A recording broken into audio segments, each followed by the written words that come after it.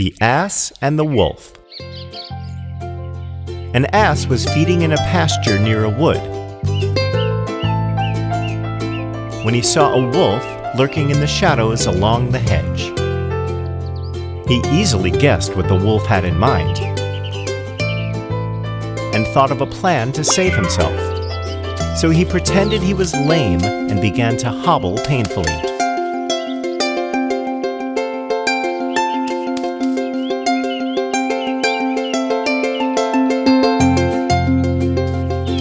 When the wolf came up, he asked the ass what had made him lame. And the ass replied that he had stepped on a sharp thorn. "Please pull it out," he pleaded, groaning as if in pain. "If you do not, it might stick in your throat when you eat me." The wolf saw the wisdom of the advice, for he wanted to enjoy his meal without any danger of choking. So the ass lifted up his foot, and the wolf began to search very closely and carefully for the thorn. Just then, the ass kicked out with all his might, tumbling the wolf a dozen paces away. And while the wolf was getting very slowly and painfully to his feet, the ass galloped away in safety. "Serves me right," growled the wolf as he crept into the bushes. "I'm a butcher by trade, not a doctor." The moral of this story is, stick to your trade.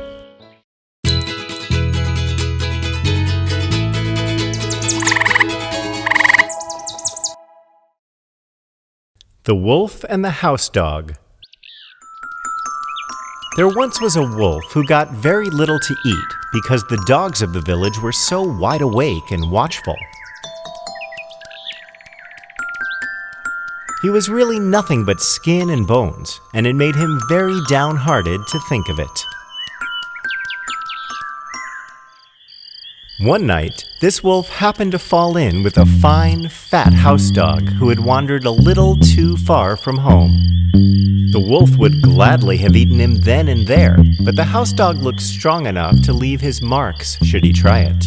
So the wolf spoke very humbly to the dog, complimenting him on his fine appearance. "You can be as well fed as I am if you want to," replied the dog. "Leave the woods. There you live miserably. Why, you have to fight hard for every bite you get. Follow my example and you will get along beautifully." "What must I do?" asked the wolf. "Hardly anything," answered the house dog. "Chase people who carry canes, bark at beggars, and fawn on the people of the house. In return, you will get tidbits of every kind, chicken bones, choice bits of meat, sugar, cake, and much more beside, not to speak of kind words and caresses." The wolf had such a beautiful vision of his coming happiness that he almost wept. But just then he noticed that the hair on the dog's neck was worn and the skin was chafed. "What is that on your neck?" "Nothing at all," replied the dog. "What? Nothing? Oh, just a trifle. But please, tell me. Perhaps you see the mark of the collar to which my chain is fastened." "What? A chain?" cried the wolf. "Don't you go wherever you please?" "Not always, but what's the difference?" replied the dog. "All the difference in the world. I don't care a rap for your feasts, and I wouldn't take all the tender young lambs in the world at that price."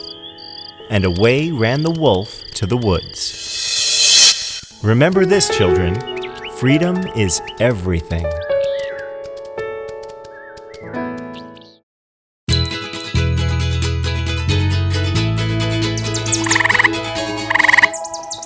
The Lark and Her Young Ones. One day, a lark made her nest in a field of young wheat. As the days passed, the wheat stalks grew tall, and the young birds, too, grew in strength. Then one day, when the ripe, golden grain waved in the breeze, the farmer and his son came into the field. "The wheat is now ready for reaping," said the farmer. "We must call in our neighbors and friends to help us harvest it." The young larks in their nest close by were much frightened, for they knew that they would be in great danger if they did not leave the nest. When the mother lark returned with food for them, they told her what they had heard. "Do not be frightened, children," said the mother lark. "If the farmer said he would call in his neighbors and friends to help him do his work, this wheat will not be reaped for a while yet." A few days later, the wheat was so ripe that when the wind shook the stalks, a hail of wheat grains came rustling down on the young larks' heads. "If this wheat is not harvested at once," said the farmer, "we shall lose half the crop. We cannot wait any longer for help from our friends. Tomorrow we must set to work ourselves." When the young larks told their mother what they had heard that day, she said, "Then we must be off at once. When a man decides to do his own work and not depend on anyone else, then you may be sure there will be no more delay." There was much fluttering and trying out of wings that afternoon. At sunrise the next day, when the farmer and his son cut down the grain, they found an empty nest.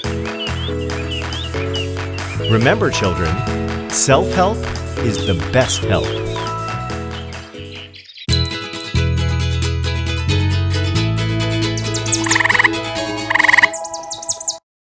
The Fox and the Stork. Once upon a time, there lived a fox who always made fun of his neighbor, the stork. One day, the fox thought of a plan to amuse himself at the expense of the stork. "You must come and dine with me today," he said to the stork, smiling himself at the trick he was going to play. The stork gladly accepted the invitation. He arrived at the right time and with a very good appetite.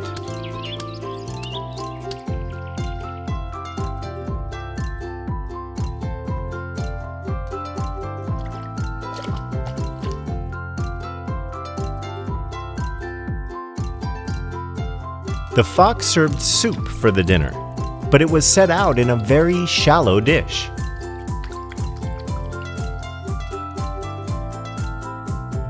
The stork, because of his long beak, couldn't even get a drop of soup, and all he could do was wet his beak. The fox lapped up the soup easily, and to increase the disappointment of the stork, made a great show of enjoyment. The hungry stork was very angry at the fox, but the stork was a calm and even-tempered fellow, so he saw no good in showing his anger there. Instead, the stork invited the fox for a dinner at his home the next day. The fox arrived promptly, and he was very hungry. The stork served fish dinner that had a very appetizing smell. The stork served the dinner in a tall jar with a very narrow neck. The stork could easily get at the food with his narrow bill, but all the fox could do was lick the outside of the jar and sniff at the delicious odor.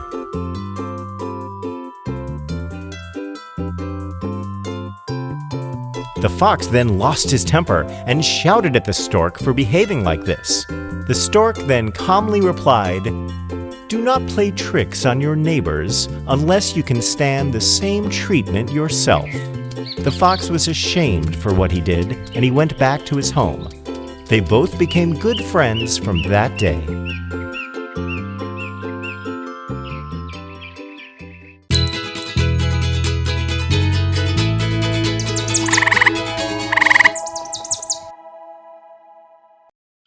The Goose and the Golden Egg. There once was a countryman who possessed the most wonderful goose you can imagine.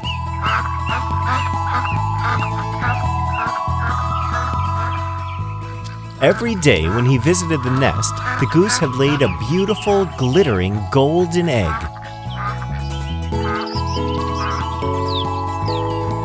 The countryman took the eggs to market and soon began to get rich.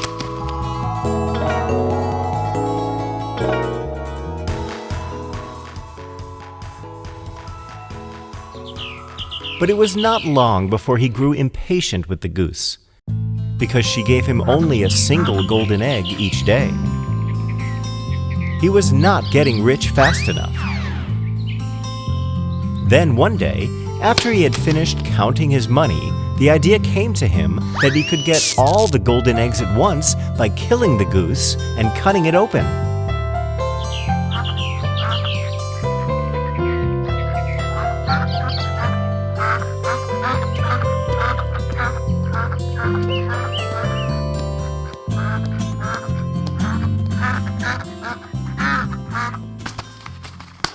But when he killed the goose, not a single golden egg did he find, and his precious goose was dead. Those who have plenty want more and more, and they end up losing everything they have.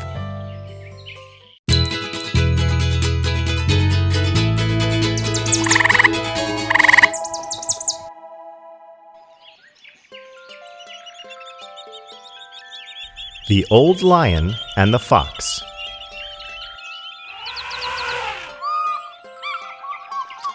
Once upon a time in a forest, there lived a lion who had grown very old. The lion's teeth and claws were worn with old age, and he couldn't hunt for food anymore. One day he got an idea and sent a message to everyone in the village.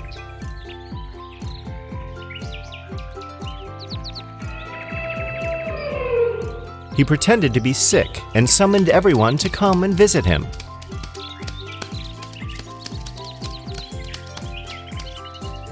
The next day, the goat came to the lion's cave to offer its sympathy.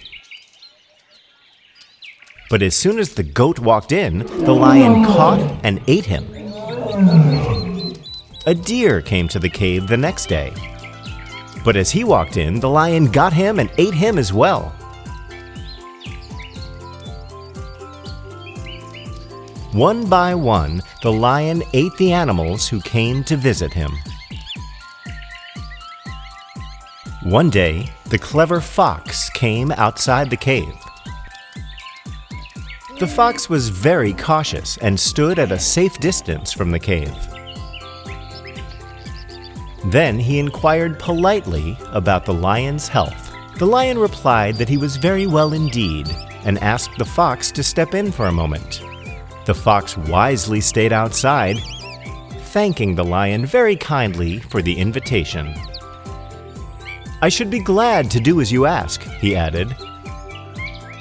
"But I have noticed that there are too many footprints leading to your cave.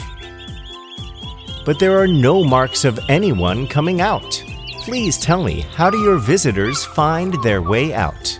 The lion realized that he couldn't fool the fox, who was very wise too.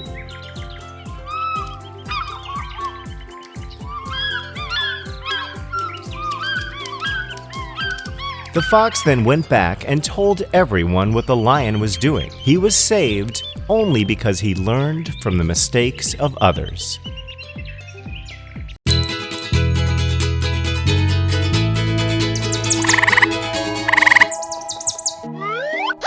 The Wolf and the Lean Dog.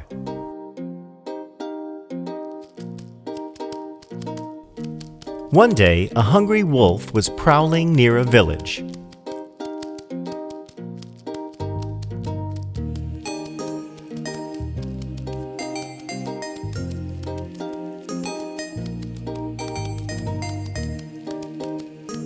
Then he saw a dog lying down. It happened to be a very lean and bony dog, and Master Wolf would have turned up his nose at such meager fare had he not been more hungry than usual. So he began to edge toward the dog, while the dog backed away. "Let me remind your lordship," said the dog, his words interrupted now and then as he dodged a snap of the wolf's teeth, "how unpleasant it would be to eat me now.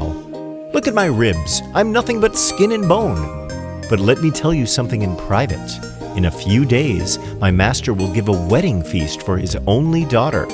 You can guess how fine and fat I will grow on the scraps from the table. Then is the time to eat me." The wolf could not help thinking how nice it would be to have a fine, fat dog to eat instead of the scrawny object before him. So he went away, pulling in his belt and promising to return.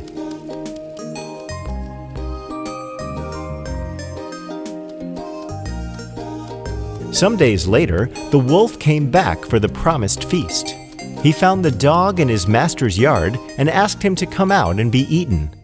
"Sir," said the dog with a grin, "I shall be delighted to have you eat me. I'll be out as soon as the porter opens the door."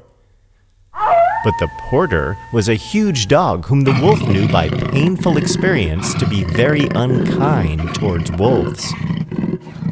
So he decided not to wait and made off as fast as his legs could carry him.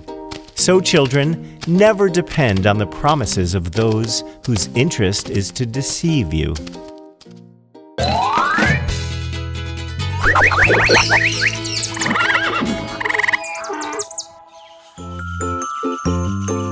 The Merchant and His Donkey. One day, a merchant drove his donkey to the seashore for buying salt.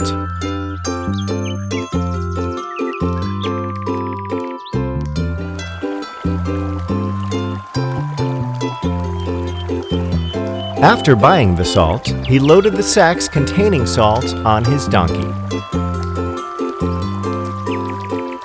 On the way back home, they had to cross a small stream.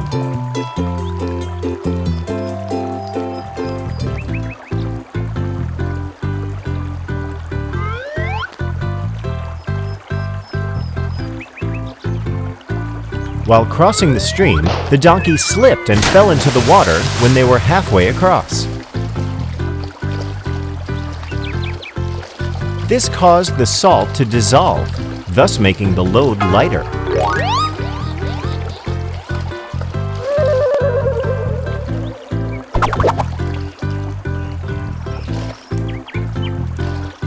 Because of this, the donkey was able to rise easily to his feet and enjoy an easy ride back home. The merchant sold whatever little salt he had left in the market.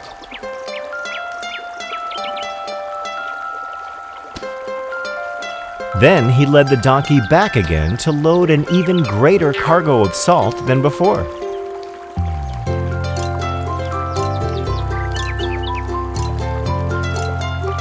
When they reached the stream this time, the donkey, remembering what happened last time, deliberately fell down. When he got up, he realized that the weight had reduced again.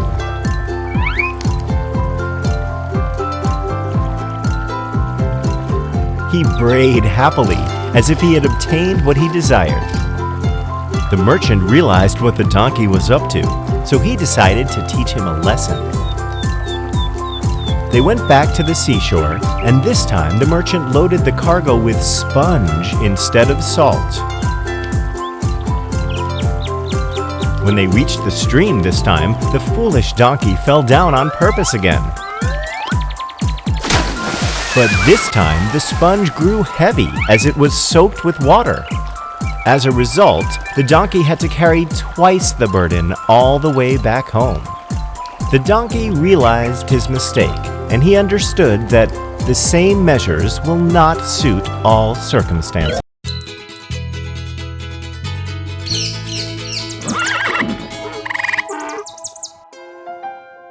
The Lion and the Mouse. Once upon a time in a forest, a lion was sleeping with his great head on his paws.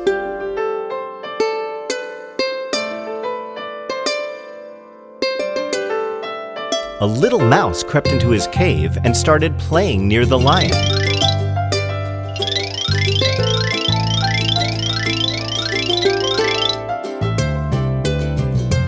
Since he is sleeping, thought the mouse, he will never suspect I'm here.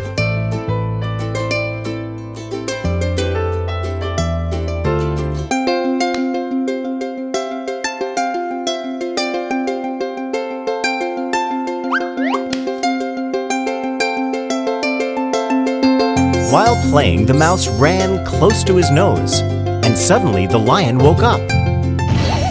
Swat! Went his huge paw upon the little mouse, and the mouse was trapped. The lion was angry as the little mouse had disturbed his nap. "Spare me!" begged the poor mouse. "Please let me go, and someday I will surely repay you." The lion laughed. "You are so small. How could you ever help me?" The lion was feeling very kind that day. "Ha ha ha," laughed the lion, and he let the little mouse go.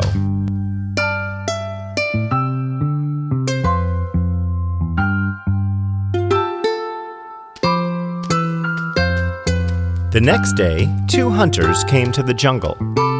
They went to the lion's lair and set a huge rope snare.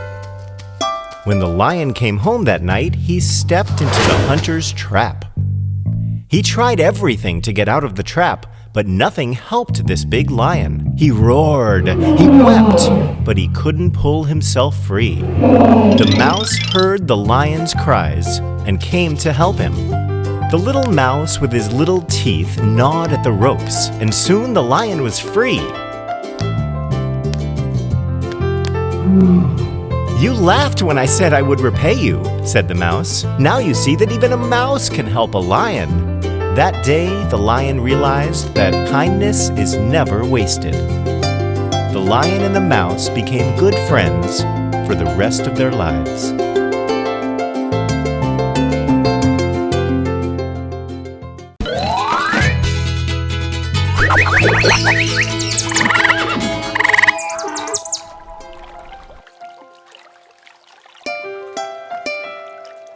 The Frogs and the Well. A long, long time ago, 2 brother frogs lived in a marsh. They had enough water to drink, and they played around merrily. But one summer it got so harsh that the marsh dried up. The 2 frogs had no water to drink, so they left in search of another place to live. They looked for water everywhere, and they traveled for days and days.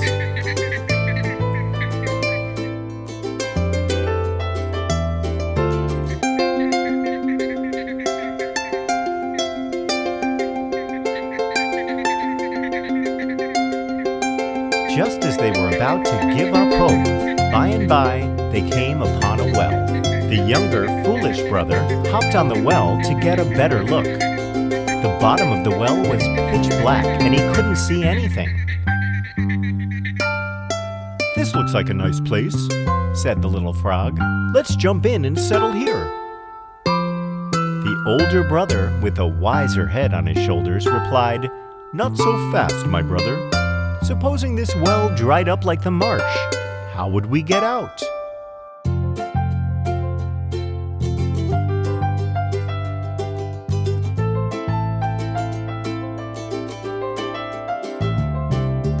But before the older and wiser brother could finish his sentence, the younger, foolish brother leaped into the well without thinking. With a great thud, the frog hit the bottom of the well. When he looked around, he found no water. And there was no way to escape either.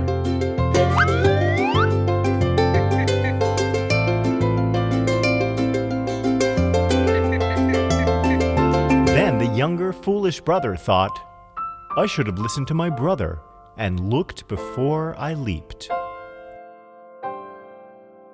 Now I'm stuck here with no means to escape."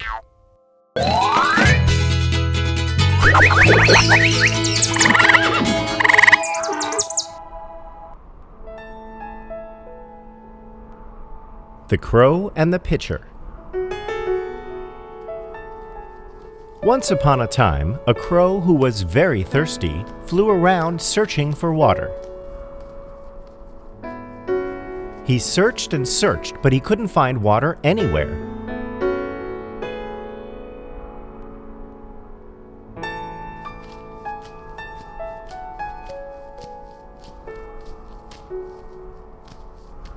Half dead with thirst, he saw a pitcher with water in it. But when the crow put its beak into the pitcher, he found that there was very little water left, and he could not reach far enough down to get at it. He tried and he tried, but at last he had to give up in despair. Then he saw a pebble lying around and he suddenly got an idea.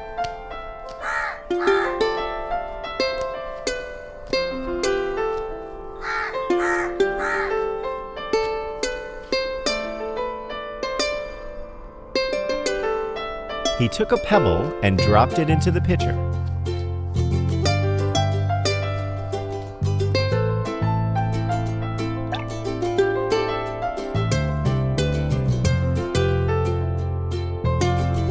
Then he took another pebble and dropped that into the pitcher.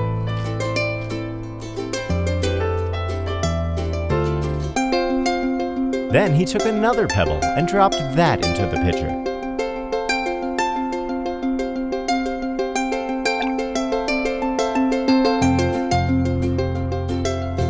Then he dropped another one.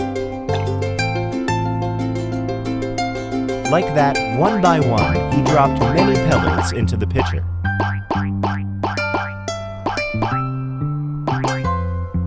With each pebble, the water rose higher and higher. And at last, the water was near enough for the crow to drink. The moral of this story is, in a pinch, a good use of our wits may help us out.